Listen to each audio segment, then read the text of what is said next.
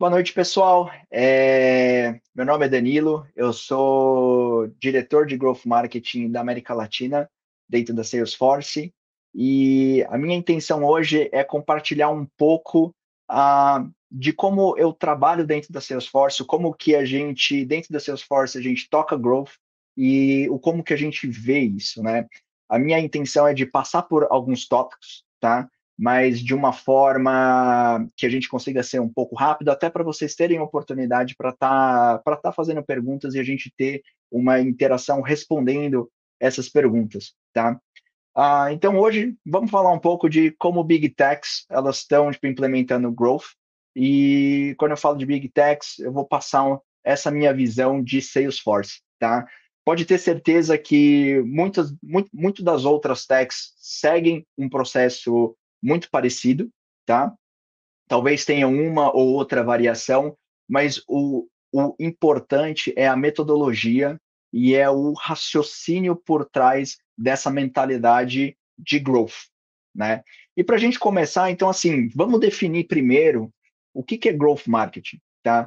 Eu coloco que growth marketing é uma estratégia que, na verdade, está dentro de marketing, né? Então, é uma metodologia que nasce dentro de marketing, onde, comparando o marketing tradicional com o growth marketing, o marketing tradicional ele tem um peso muito grande na etapa de aquisição, tá? Deixando as outras etapas do funil um pouco mais abertas, né? Justamente porque o foco fica em adquirir esse novo cliente. Growth é uma metodologia que veio aonde você pode aplicar em cada uma dessas etapas do funil, né? Então ele não é só para adquirir, ele também pode ser para reter, ele também pode ser para expandir, né? E o objetivo principal de growth é justamente gerar esse crescimento aonde você precisa, tá? E na minha opinião, assim, para ser uma estratégia de growth, tá? Qualquer estratégia ela tem que ser baseada em experimentação, tá? Então, experimentação ela é a base de qualquer estratégia de growth, porque é com a experimentação que você vai conseguir gerar os resultados, que você vai conseguir gerar os dados para ser avaliado e para dessa forma você tomar decisões aonde você vai sempre mirar esse crescimento, né? E falando um pouco assim, ok, a gente definiu o que é growth, tá? E vamos falar um pouco assim, como é que são essas estratégias? Como que essas estratégias elas vão estar se relacionando com o growth, tá? Quando a gente pensa no funil, tá? A gente pode pegar toda essa parte que é voltada para aquisição, a parte que é voltada para retenção e essa parte que é voltada para expansão, né? Que vem logo após a retenção. Aquisição, a gente vai estar fazendo experimentos onde? Justamente investindo em canais de marketing digital. Quando eu falo canais, são absolutamente todos, né? Então, são as nossas estratégias de SEO, são as nossas estratégias de paid media, sendo social, sendo por search, sendo por content syndication. Então, assim, tudo que é voltado para adquirir esse cliente, inclusive a utilização de estratégias de upselling e cross-selling dentro do seu próprio site, por exemplo. Voltando para a parte de retenção, então a gente está falando muito da entrega de experiências, e essas experiências elas podem ser feitas dentro do seu site, dentro do seu produto, dentro do canal de venda aonde você tem junto ao cliente, né? E a expansão ela é conquistar novos clientes buscando essa tipo expansão. Então, como que essa tipo expansão ela pode ser feita?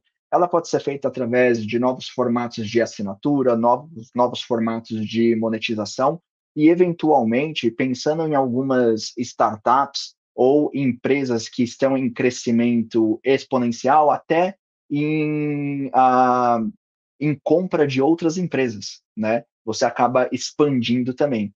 Com isso aqui, a gente vê que growth, na verdade, ele pode ser aplicado em diversos lugares e não tem um lugar fixo. O que importa é a metodologia e o raciocínio que você tem para aplicar essa metodologia, seja em qualquer parte do negócio, né? Falando um pouco então, dessa parte do funil de aquisição, né. Vamos falar então de atração, vamos falar de conversão, vamos falar de retenção, tá. O que que a gente está vendo? Quais são os canais dentro né, tipo, aquisição que a gente está vendo? Estamos vendo o quê? Combinação de estratégias, dentro de todo o mundo digital, como também outros, tá. Você pode ter, por exemplo, eventos, você pode ter também campanhas offline, você pode ter qualquer tipo de campanha aonde o seu objetivo ele é adquirir novos clientes e é criar essa atenção para novos e potenciais clientes, tá? Depois que você opera esses canais eles vão cair onde? Eles vão cair dentro de uma landing page, eles vão cair dentro de um website, eles vão cair dentro de um lugar aonde tem que estar muito bem planejado e com uma estrutura pensada para receber eles, tá? Isso quer dizer o quê? Isso quer dizer que a sua landing page ela tem que estar conversando com o anúncio que foi criado antes, vocês têm que ter a mesma mensagem. Isso quer dizer que você vai entregar dentro dessa landing page, dentro desse website, exatamente o produto que você né, tipo, anunciou. É através disso que você vai garantir uma boa conversão, né? E quando a gente fala sobre retenção, a gente está falando tipo, exatamente sobre o que vem depois, né? Quais são os programas, por exemplo, de né, fidelização, qual vai ser a comunicação personalizada que você vai ter com esse cliente. É nessa hora que, por exemplo, um CRM ele é extremamente tipo, importante, onde você consegue ter toda a história de geração e de touch points que você teve com esses leads que foram gerados. Indo para a parte de retenção e também fidelização, a gente vai falar sobre experiência, sobre personalização, sobre fidelização, sobre suporte, né? Essas quatro etapas, ela garante uma retenção e ela garante uma fidelização, né? Dentro de experiência, é justamente investir no fluxo e na experiência que esse cliente ele vai ter com os seus canais, seja ele o website, seja ele a parte de né, tipo, suporte, qual é a facilidade que você vai criar dentro dos seus canais para estar recebendo e para estar mantendo todos esses leads que foram criados. É a personalização, onde você vai utilizar todos os dados que foi coletado dele, né, para justamente criar uma comunicação que você se aproxime dele, aonde você, na verdade, passe uma sensação para o lead adquirido, né, que ele é uma pessoa e que ele é né, e não aquelas mensagens genéricas aonde você vai, na verdade, falar com todo mundo e ele percebe que você está falando com todo mundo e que ele, na verdade, não é único ali naquela comunicação.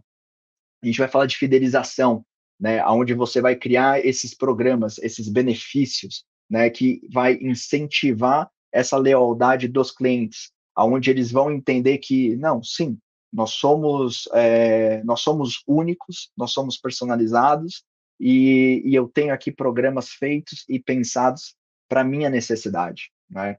A criação de um suporte aonde ele seja ágil, aonde ele seja personalizado, aonde a pessoa ela possa entrar, né, e ela possa se sentir 100% atendida, né. Então, assim, mesmo quando a gente aplica, por exemplo, estratégias aqui de chatbots, né, mas assim, estratégias aonde eu consiga ter o meu problema resolvido, né. E isso tudo são todas as áreas que você, na verdade, pode aplicar, né, e deve aplicar a metodologia de growth, que é justamente a parte dos experimentos, tá? Dentro dessa estratégia, o que que é importante? É a gente ter todos os nossos canais, né, previamente conectados. Todos os nossos canais conversando um com os outros e eles sendo complementares, né?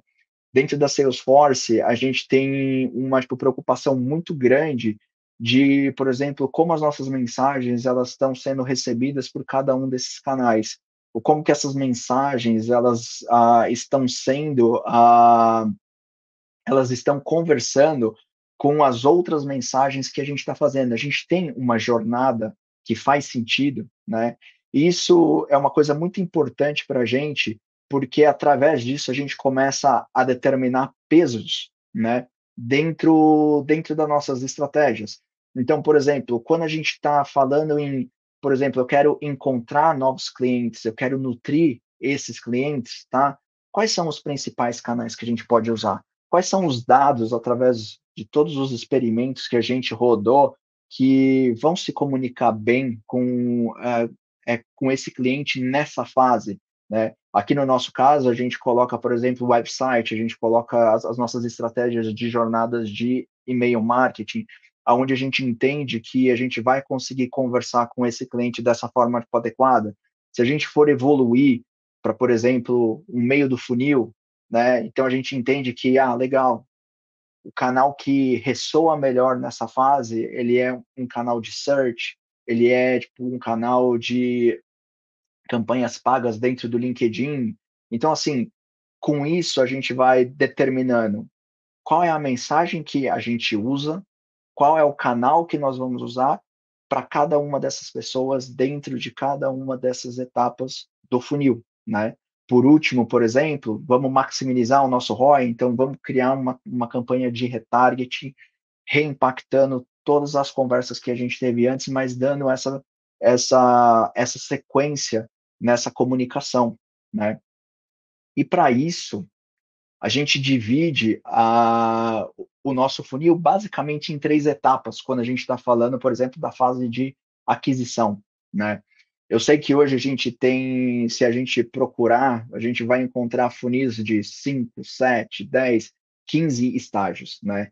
A gente resumiu aqui para 3, por quê? Primeiro que fica mais fácil para a gente conversar com as nossas equipes estendidas e fazer tipo alinhamento. Porque uma coisa que é muito importante em growth é a coleta de dados. E para a gente ter essa coleta de dados, a gente também tem que estar minimamente dentro de outras áreas que impactam diretamente as estratégias que a gente está desenhando, né? Que áreas são essas, geralmente? Área de vendas, área de produto, área de customer success, né? Então, assim, essas áreas, elas também contêm dados que você vai usar dentro das suas campanhas e você tem que se comunicar com eles para entender também toda a jornada que o seu cliente ele tem dentro da empresa. Por esse motivo, a gente tenta minimizar o nosso funil. E o nosso funil ele é bem definido, tá? Então eu tenho o topo do funil, eu tenho o meio do funil e eu tenho o final dele. Cada uma dessas etapas, a gente tem um canal diferente, a gente tem um KPI diferente, tá? E a gente tem uma mensagem diferente, né? E aí a gente fala assim, como é que vocês distinguem, né, uma pessoa que está, por exemplo, no começo dessa jornada para uma pessoa que tá no final? Falando aqui no geral, o que a gente trabalha? A gente entende que a pessoa que está no topo do funil, né, para as nossas estratégias, é uma pessoa que ela sente uma dor, ela tem uma dor relacionada ao negócio dela, mas ela ainda não sabe a causa, tá? Então ela vai estar buscando entender o que está gerando aquela dor. Então, se você tem um negócio, por exemplo, uma dor pode ser, eu não estou vendendo, eu estou com falta de receita, e ela começa a busca, né, dentro da internet, dentro dos canais que ela tem acesso para entender o que está causando essa dor, né? Mas ela ainda não sabe o que é. Por isso que nessa fase a gente tem um posicionamento muito de, por exemplo, conteúdo, geração de, por exemplo, e-books educacionais, aonde a gente cobre, né, todas as possíveis buscas, né, que essa pessoa ela vai fazer dentro da realidade dela para encontrar a solução da dor dela. A gente cercando isso, a gente consegue se aproximar dela, né, conversar com ela e ajudar a evoluir ela dentro desse funil, né, para a próxima etapa, que é o nosso meio do funil. Então, o meio do funil para a gente é quando essa pessoa ela já sabe a dor e sabe o que está causando a dor. Quando ela sabe o que está causando a dor, ela sabe o que ela precisa e ela começa então a buscar o que ela precisa, né? E aí, logicamente, ela vai buscar todas as ferramentas, né, e todas as funcionalidades para solucionar a dor dela. E aí é nesse momento que, por exemplo, a gente vai um pouco além, a gente não oferece só conteúdo, mas a gente começa a tipo, oferecer, por exemplo, algumas demonstrações, o como que o nosso produto funciona, né, o como que a gente vai ajudar ela a resolver essa dor, né, o como que a gente vai sanar as causas que estão gerando essa dor, tá? Quando a gente consegue fazer isso, a gente move essa pessoa para a próxima etapa, que é o final do nosso funil, né? Esse final a gente entende que a pessoa ela já sabe da dor, já sabe da causa, e ela já pelo menos encontrou no mínimo 3 ferramentas que solucionam, né, a dor dela. E aí aqui vem a parte de a gente colocar o nosso produto em comparação com os outros. A gente vai mostrar aonde a gente é superior, o que que a gente cobre, quais são as funcionalidades que a gente tem. Então a gente vai diferenciando a nossa mensagem em cada uma dessas etapas, justamente para a gente conversar de uma forma assertiva com esse cliente dentro dessas etapas, né? E aí a gente tem tudo isso que a gente faz, a gente tem que ter esse alinhamento, por exemplo, com o time de vendas, né? Aqui eu estou mostrando um gráfico de mais ou menos o como que funciona para a gente. Então a gente tem todos os nossos canais, né? Esses canais eles estão gerando todos os leads para esse fluxo que vai direto para o nosso time de sales dev, que é justamente esse time que vai qualificar, né? Todos os leads que a gente está gerando, né? E esses leads, eles vão passar, eles entram dentro da nossa plataforma, eles vão passar por um lead scoring, né, justamente para falar se esse lead está quente, se esse lead está frio, em que momento daquele estágio que eu compartilhei antes eles estão. E aí, com base nisso e com base nos alinhamentos com o time de Sales Dev, eles vão conseguir qualificar e mandar isso para o executivo de contas ou para o time de vendas em geral.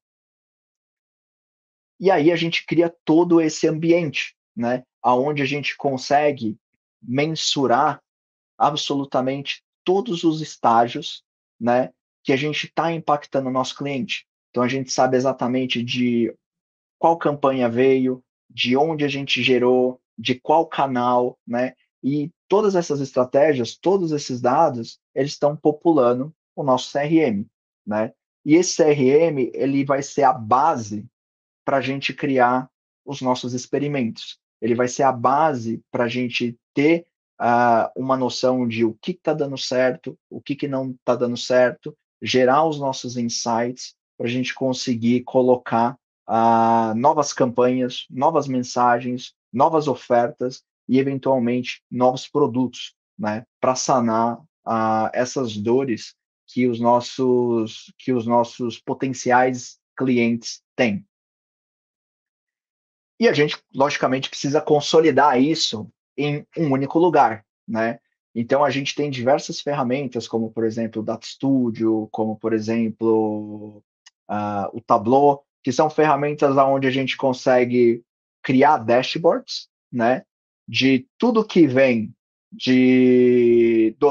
dos canais, né? Então, por exemplo, informações de CPC, de CPM, de impressão, de conversão, que vem, por exemplo, de plataformas como o Google, plataformas como o LinkedIn, plataformas como o Facebook, e do outro lado, conectar também todos esses dados que a gente tem dentro do nosso CRM, né? E aí, com isso, a gente consolida, né, uma única visão, um único dash, onde você vai ver a jornada desse lead ou desse cliente do começo até o final, quando vira uma receita. E aí a gente fala, tá, legal.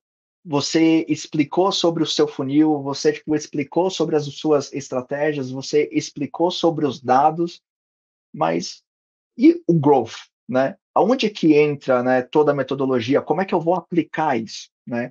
Então, lembrando o começo, para ser uma estratégia de growth, a gente tem que falar de experimentos, tá? E tudo que eu falei até esse momento foi para dar justamente esse contexto, montar esse cenário de, por exemplo, os funis, as etapas, com quais equipes a gente está conversando, para a gente saber agora, ok, aonde é que eu vou colocar a metodologia, ou como é que eu vou fazer isso.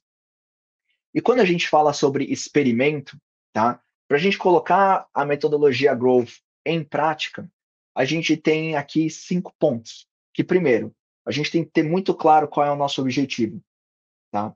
Segundo, a gente tem que ter uma ideia, né? Então a gente tem que saber, ok, o meu objetivo ele é crescer tal métrica, ele é aumentar a receita, certo? O segundo é, eu tenho que ter uma ideia, ok, como é que eu vou fazer isso, né? O que que eu estou pensando em fazer, né? E aí a gente, nessa parte, eu sempre abro para a gente fazer como se fosse um brainstorm, para a gente ter várias ideias. Então, ok, quais são todas as ideias, quais são todas as soluções que a gente acha que pode resolver os nossos objetivos. Depois que você criou todas essas ideias e você populou uma planilha, com todas essas ideias, vem a parte de priorização, né? Hoje existem alguns frameworks que te ajudam, né, a priorizar, como o ICE e como outros, né? Que justamente para quê? Ok, eu tenho todas essas ideias, agora qual que eu vou colocar em prática? Qual é a ideia que eu vou começar um experimento? Qual é a ideia que vai me dar menos trabalho, mas mais retorno, né? Então, por exemplo, como que a gente prioriza? A gente pode falar assim, olha, tem uma ideia que eu posso otimizar uma campanha, colocar uma mensagem contra outra mensagem, e isso vai me gerar, de repente, um crescimento de 20% na minha receita. Como eu posso falar assim, eu posso fazer uma alteração no meu produto e eu vou gerar os mesmos 20%. Se eu colocar uma ideia contra a outra, uma vai ser mais fácil de executar que a outra, e elas duas elas vão gerar 20%. Então, isso já me dá informações de, por exemplo, o que eu consigo priorizar, né? E aí você vai priorizar, logicamente, aquele que te gasta menos energia e te traz o maior retorno. Com essa priorização ela determinada, você vai conseguir mover para a parte dos experimentos, que é desenhar, né, os seus experimentos, né? E aí a gente vai ver como é que a gente desenha eles. E depois que esses experimentos eles estiverem ativos, você vai começando a receber esses dados desses experimentos, para no final você fazer a sua avaliação. Qual desses experimentos gerou o crescimento que eu preciso, né? E por que que isso é growth? Porque você não tem que esperar um funcionar. Você tem vários experimentos acontecendo ao mesmo tempo, várias estratégias acontecendo ao mesmo tempo, e você escala aquelas que melhor convertem, aquelas que te trazem mais retorno. Quando a gente desenha esses experimentos, a gente tem que ter 6 pontos em em questão, né? O primeiro ponto é, a gente tem que ter uma hipótese, né? Essa hipótese, ela é basicamente vinculado à tua ideia. Então, assim, eu acredito que se eu fizer essa mudança, eu vou ter um resultado. Então, você tem que ter uma crença, você tem que ter uma hipótese para você criar esse experimento. Na segunda fase, então, ok, então vamos fazer o quê? Né? Eu tenho essa hipótese, então vamos colocar isso em prática dessa forma, né? Depois disso, como que a gente vai avaliar? Então, assim, qual que vai ser a métrica? Tá? Eu preciso melhorar o quê? Né? Eu quero melhorar a receita, eu quero melhorar meu CAC, eu quero melhorar o meu CPC, eu quero melhorar a minha conversão. Então, você tem que ter claro, né, qual é a métrica que você está buscando, né? Por, o quarto lugar, o resultado. Então, ok, esperamos que a métrica vai crescer tantos por cento, ou a métrica vai ter um tipo impacto positivo, ou às vezes negativo. Então, você tem que ter isso em mente para poder fazer essa mensuração. O segundo passo é como vamos medir. Então, quais são os dashboards que vão ser criados? Qual vai ser a plataforma que vai conter todo esse resultado, para a gente saber como que a gente vai medir. E por último, o período. Os experimentos, apesar de eles não terem um tempo mínimo, porque ele vai de acordo com a tua necessidade e também com o teu plano, mas é muito importante ele ter um período. Por quê? Porque ele tem que ter um começo, meio e fim, para no final você conseguir tirar uma avaliação, tirar aprendizados, para você poder aplicar em outro experimento, ou então entender que aquele experimento ele funcionou e você deixar ele no setup que está trazendo o melhor resultado. E aí abrindo a possibilidade do seu time ele fazer um outro experimento. Por isso que essa parte do período ele é muito importante. Trazendo isso um pouco para um cenário onde eu vivi dentro da Salesforce, a primeira tipo, análise que a gente fez, isso já foi há um certo tempo atrás, foi que a gente presenciou, né, que as nossas conversões de trial, elas estavam baixas, né? Então, era muito curioso, porque a gente tinha todas as conversões de outras ofertas, a gente tinha conversão de book, a gente tinha conversões de demonstrações, de webinar, mas a conversão de trial, a gente estava vendo que estava tendo uma conversão baixa. E para a gente aquilo era muito curioso, por quê? Porque geralmente trial, ele é uma oferta para a última etapa do funil. Então a gente entendia assim, cara, a gente tem que ter uma conversão alta aqui, ela não pode ser baixa, porque essa pessoa que está baixando o nosso trial, ela já é, ela já está preparada. Ela já sabe qual é a dor, ela já sabe quais são as ferramentas e ela já sabe como que a gente vai resolver. Então, por que que a gente não está conseguindo converter?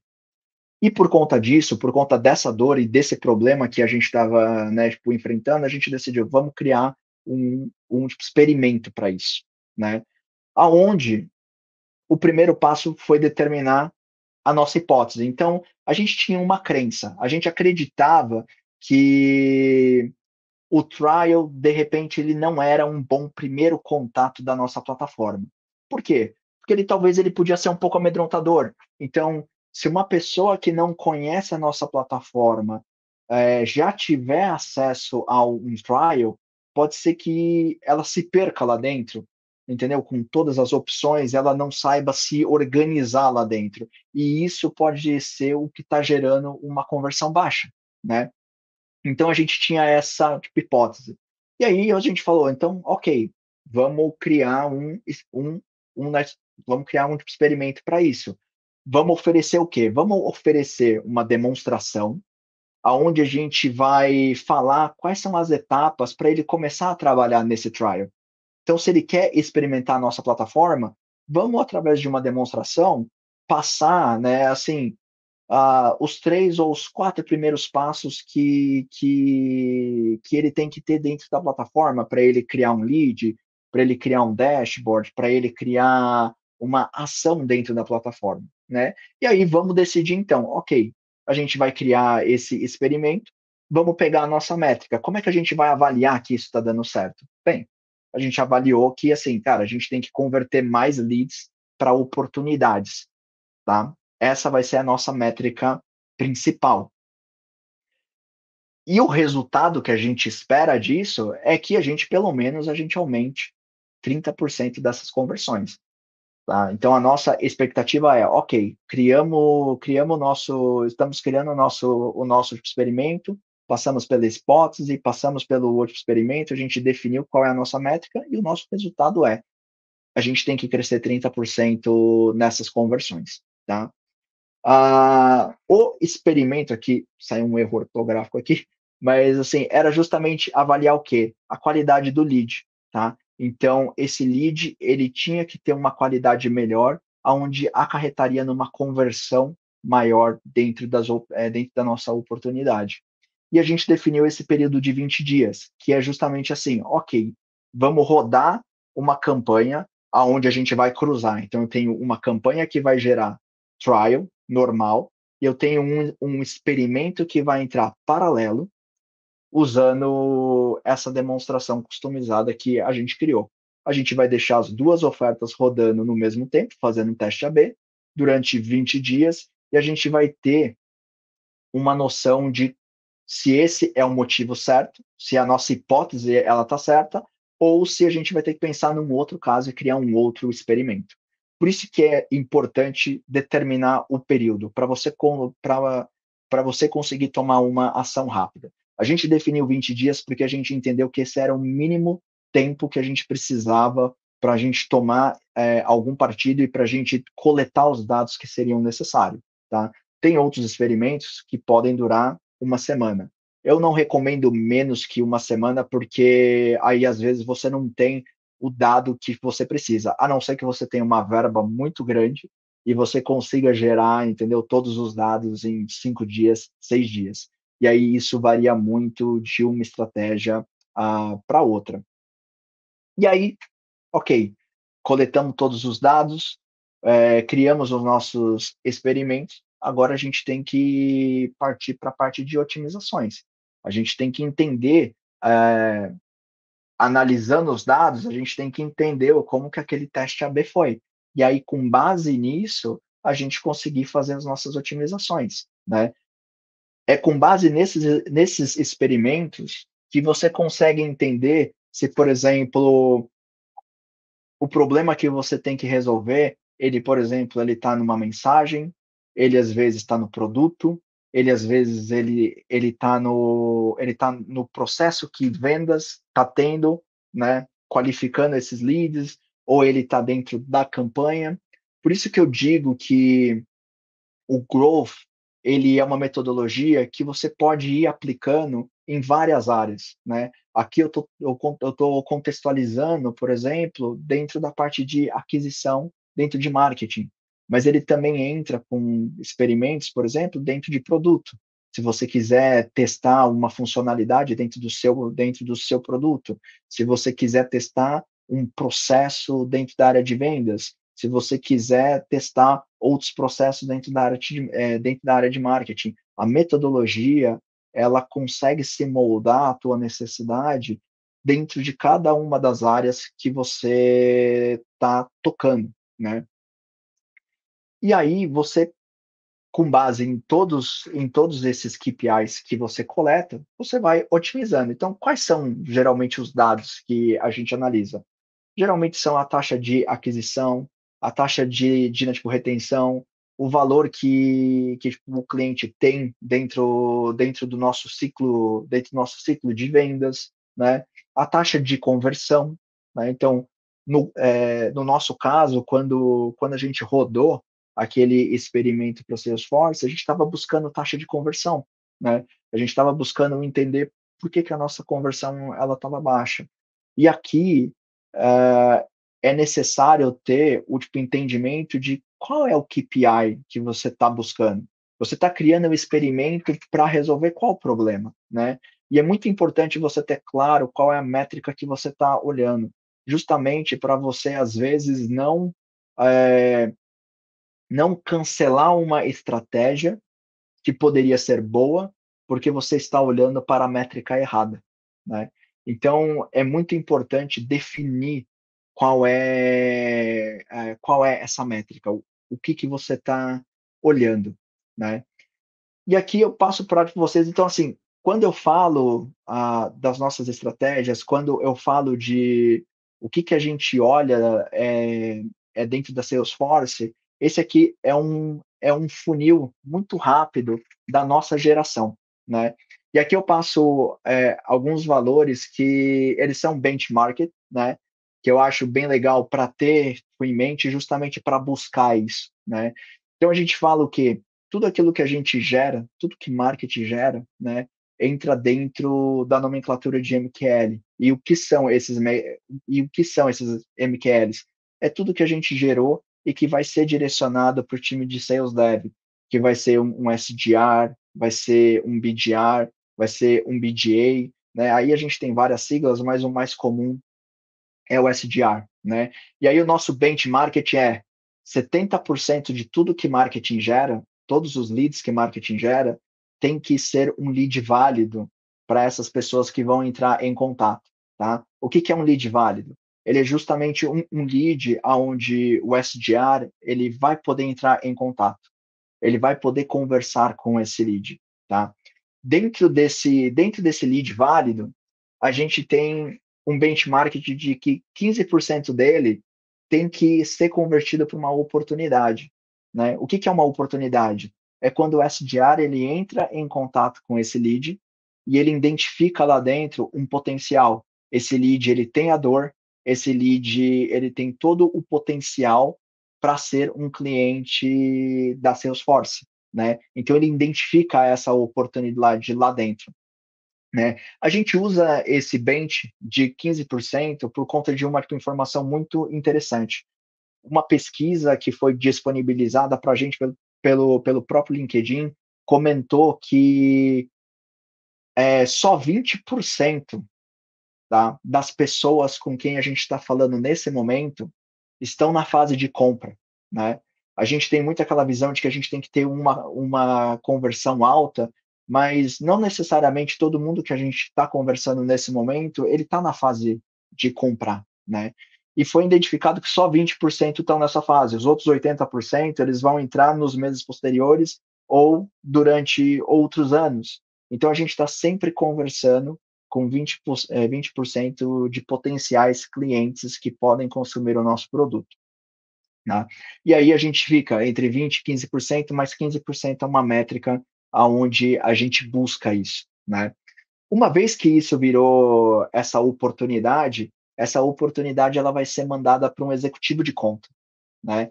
Esse executivo de conta ele vai avaliar essa oportunidade e definir um potencial de valor dentro dela. Ela vai falar assim, ok, existe aqui esse potencial de venda e eu estimo que a gente consegue vender X lá dentro, né? Esse X ele vai ser o pipe, né? Então, com esse pipe, ele vai conseguir trabalhar e ele vai buscar a receita, né?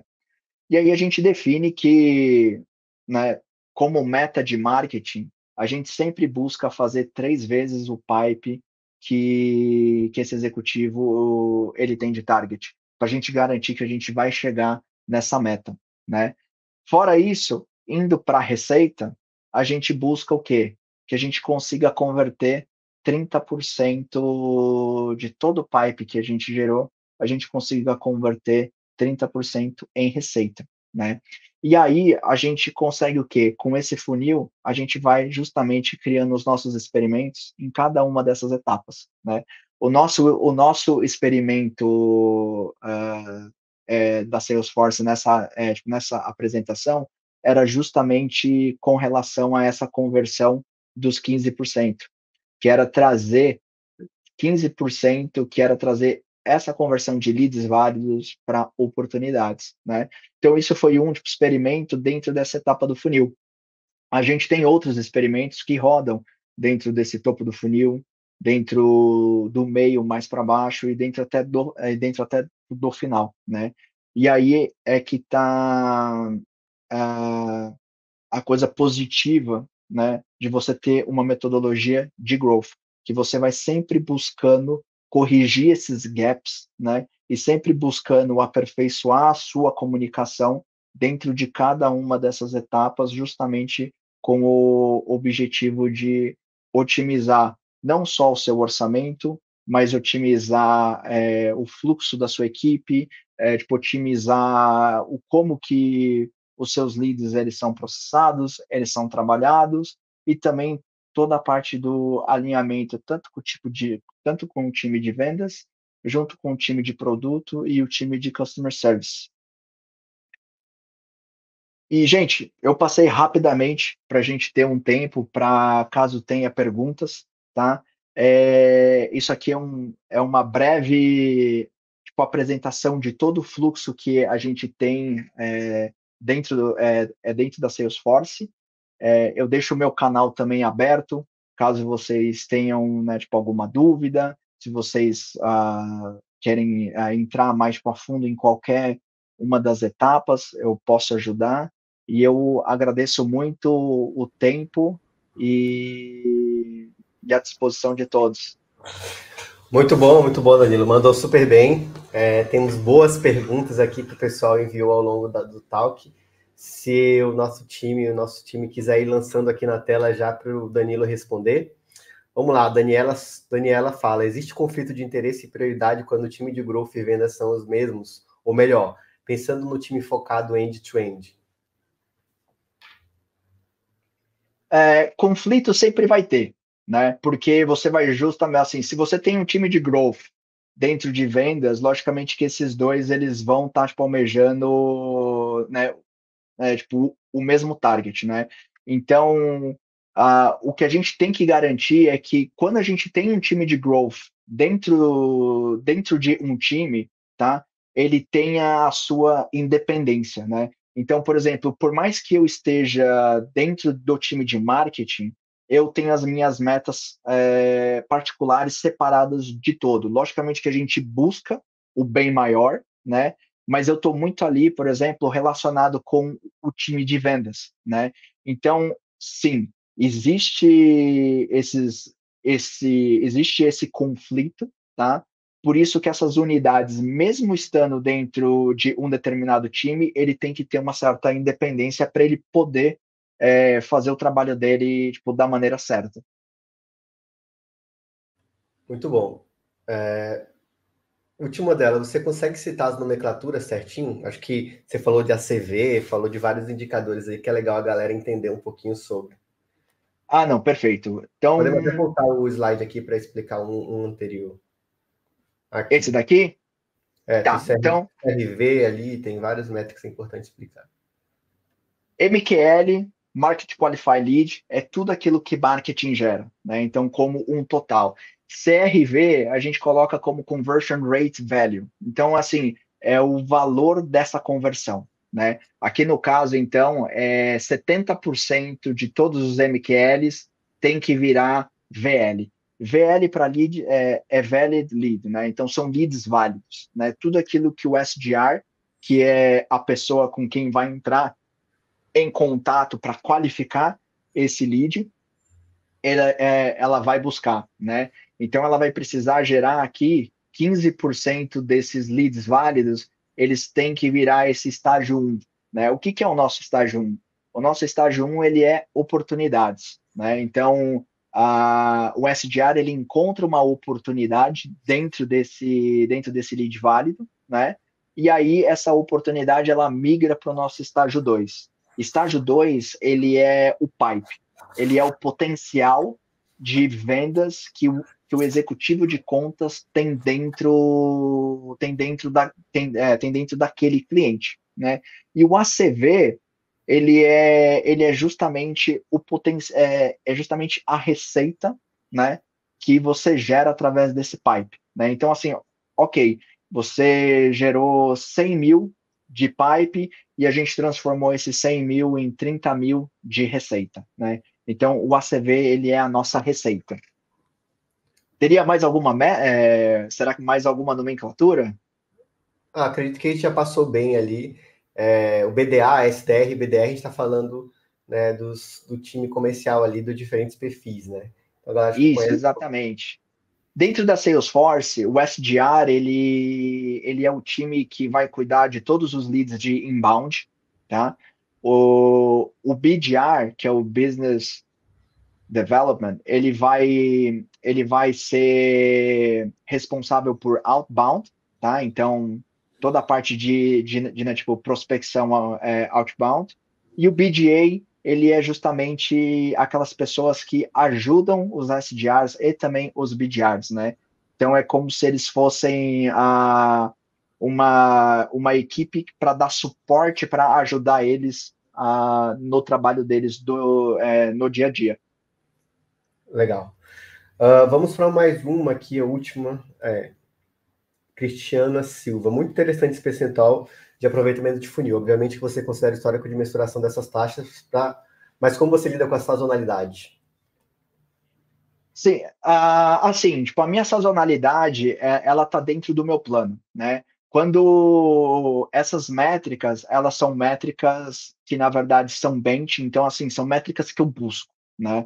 Para mim, eu tenho que atingir essas métricas todas no final do ano. Então, por exemplo, se em um quarter eu não cumpro elas, se em um trimestre eu não cumpro elas, o outro trimestre, ele de alguma forma, ele vai ter que compensar. Então, eu tenho que fazer sempre o potencial da sazonalidade cobrir a baixa de outra sazonalidade. Mas tendo essas métricas como guia, elas são muito importantes para você saber e para você sempre tentar ir atrás delas. Então, quando você está numa sazonalidade baixa, você conseguir dar o push para você tentar chegar nelas, e quando você está numa sazonalidade alta, você conseguir passar elas, né? O importante é, para mim, eu ficar dentro dessas métricas no, no todo do ano, né? E aí, logicamente, que eu vou ter meses que vai ser um pouco mais baixo, meses que vão ser mais altos e vão compensar essas baixas, né? Mas a gente tem mapeado todas as nossas sazonalidades. Muito bom. Vamos para a última, então, com a Juliana aqui. Growth para você é uma forma de pensar correto?